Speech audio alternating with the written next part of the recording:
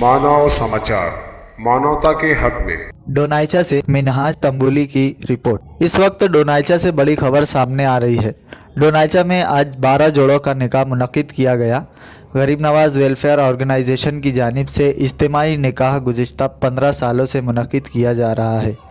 इस वक्त 12 जोड़ों का निकाह ख्वाजा गरीब नवाज के उरूस के मौके पर मुनक्किद किया गया। यहाँ हर जोड़े की जानिब से 100 अफराद ने शिरकत की और प्रोग्राम कामयाबी के साथ इख्तिताम हो सका।